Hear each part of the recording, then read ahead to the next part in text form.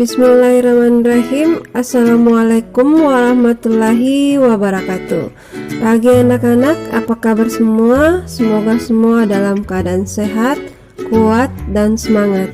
Minggu lalu kita sudah membahas materi klasifikasi makhluk hidup, tepatnya itu ciri-ciri makhluk hidup dan kunci determinasi. Sekarang kita membahas mengenai mikroskop, kingdom Monera, protista, dan fungi.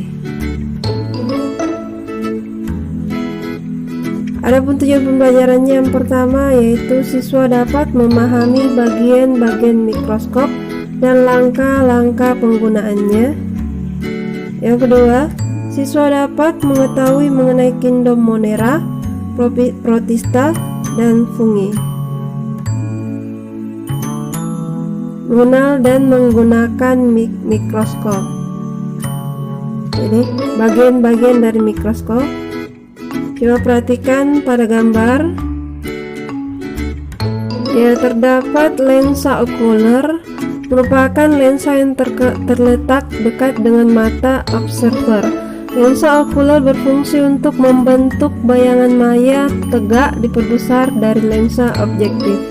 Kemudian bagian yang kedua, tabung mikroskop atau tubus, merupakan bagian mikroskop berbentuk tabung yang berfungsi mengatur fokus dan menghubungkan lensa okuler dengan lensa objektif.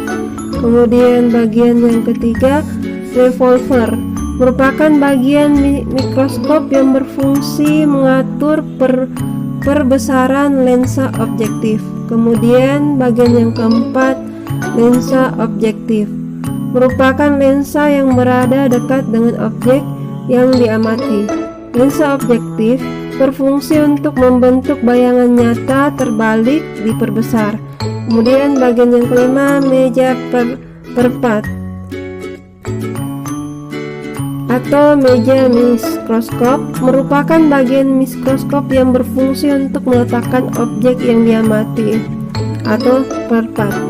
Kemudian bagian yang keenam, kondensor, merupakan bagian mikroskop yang berfungsi mengumpulkan cahaya. Kemudian bagian yang ketujuh, diafragma, merupakan bagian mikroskop yang berfungsi mengatur sedikit banyaknya cahaya yang masuk. Kemudian bagian yang kedelapan, mengatur fokus kasar atau makrometer pemutar kasar, merupakan bagian mikroskop yang berfungsi memfokuskan benda yang diamati dengan cepat. Kemudian bagian yang ke-9, pengatur fokus halus atau mikrometer atau pemutar halus, merupakan bagian mikroskop yang berfungsi memfokuskan benda yang diamati dengan lambat. Terus bagian yang ke-10, cermin atau reflektor, merupakan bagian mikroskop yang berfungsi memantulkan cahaya. Bagian yang ke-11, klip atau penjepit kaca, berguna untuk menjepit objek atau perpat agar tidak bergeser ketika diamati. Kemudian bagian yang ke-12, lengan mikroskop atau pegangan mikroskop, berguna untuk pegangan pada mikroskop. Kemudian bagian yang ke-13, kaki mikroskop, berguna untuk menyangga atau menopang mikroskop. Kemudian bagian yang terakhir yaitu sendi inklinasi atau pengatur sudut, merupakan alat atau bagian dari mikroskop yang berfungsi untuk mengatur sudut tegaknya mikroskop. Sekarang kita memasuki langkah-langkah menggunakan mikroskop.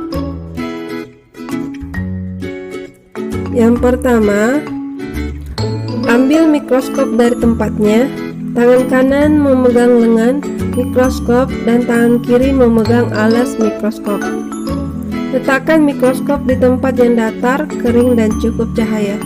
Kemudian langkah yang kedua, kalian bisa lihat pada gambar, putar revolver agar lensa objektif dengan pembesaran lemah sejajar dengan lensa okuler hingga berbunyi klik. Kemudian langkah yang ketiga, pasang lensa okuler yang memiliki perbesaran sedang. Kemudian langkah yang keempat, siapkan perpat yang akan diamati. Letakkan perpat pada meja objek dan jepitlah dengan jepitan objek. Kemudian langkah yang kelima, aturlah fokus untuk memperjelas objek dengan cara berikut. Putar pemutar kasar makrometer sambil dilihat dari lensa okuler agar lensa objektif dekat dengan meja perpat. Kemudian putar pemutar halus atau mikrometer sambil dilihat dari lensa okuler untuk memperjelas bayangan objek. Kemudian, jika letak perpat belum tepat, kaca objek digeser dengan lengan yang berhubungan dengan meja perpat. Langkah yang keenam, setelah perpat terlihat, putarlah revolver untuk mendapatkan perbesaran 10 kali, 40 kali, atau 100 kali sesuai dengan kebutuhan. Dan langkah yang terakhir nomor 7, setelah selesai menggunakan mikroskop, bersihkan dan letakkan kembali pada tempatnya. Sekarang kita memasuki klasifikasi makhluk hidup 5 kingdom. Kingdom yang pertama yaitu Monera, kedua Protista, ketiga fungi, keempat lantai sama dengan tumbuhan, kemudian yang kelima animalia sama dengan hewan. Jadi sekarang ibu akan membahas mengenai kingdom Monera, Protista, dan fungi atau jamur. Ya, sekarang kita membahas mengenai Monera. Monera adalah makhluk hidup tingkat terendah yang bersifat mikroskopis. Ciri-ciri Monera yaitu bersel 1, uniseluler, tidak memiliki membran inti atau prokariotik, dan berkembang biak dengan membelah diri. Contohnya dari Monera yaitu bakteri dan alga biru. Contoh dari bakteri yang pertama, bakteri yang menguntungkan manusia seperti Escherichia coli untuk memproduksi vitamin K dan proses pembusukan sisa makanan. Kemudian contoh bakteri yang kedua, ada pula bakteri yang berbahaya bagi manusia seperti Mycobacterium tuberculosis yang menyebabkan penyakit TBC yang menyerang paru-paru. Kemudian bakteri yang kedua, Bacillus anthrax, penyebab penyakit antraks pada ternak. Kemudian bakteri yang ketiga, Salmonella typhi, penyebab penyakit tifus. Dan yang terakhir, bakteri yang keenam, yang kelima, Staphylococcus, penyakit infeksi yang bisa disebabkan oleh bakteri ini antara lain adalah bakteremia, endokarditis, Stomatitis, dan penyakit kulit. Nah, sekarang kita membahas mengenai alga hijau biru atau cyanobacteria. Jadi alga hijau biru bersifat prokariotik, susunan tubuh yang sudah lebih kompleks, kemudian memiliki klorofil dan mampu melakukan fotosintesis. Ya, kalian bisa melihat contoh alga pada gambar, misalnya Anemoena, asalnya yang digunakan sebagai pupuk. Sekarang kita membahas kingdom Protista. Ya, kingdom Protista merupakan makhluk hidup tingkat rendah, bersifat mikroskopis dan makroskopis.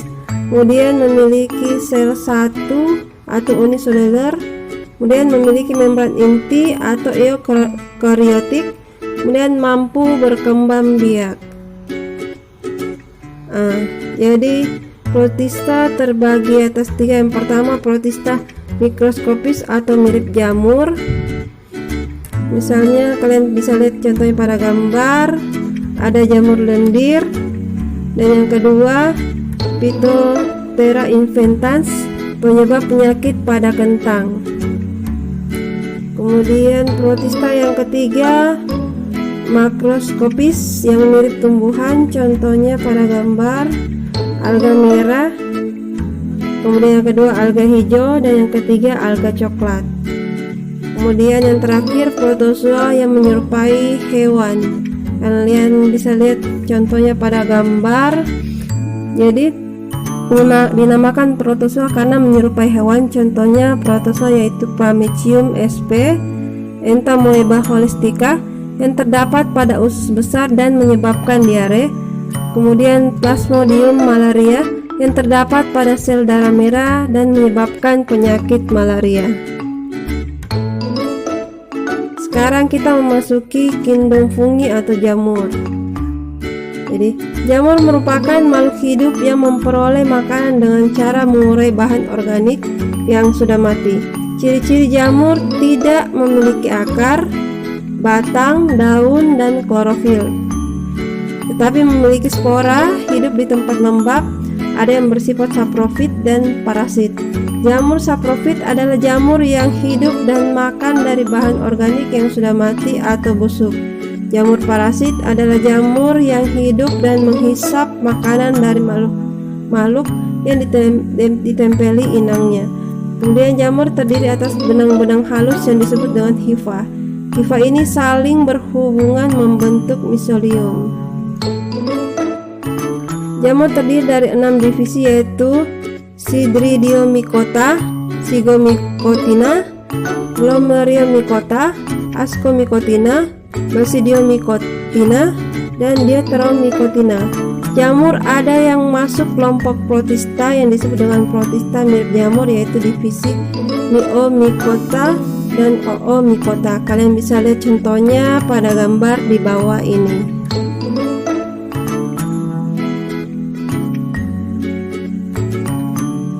Ya, sekian dari materi yang Ibu sampaikan tadi. Semoga bisa bermanfaat untuk kalian semua. Minggu depan Ibu akan membahas materi kingdom yang keempat yaitu pelantai atau tumbuhan. Ya, terima kasih. Wassalamualaikum warahmatullahi wabarakatuh.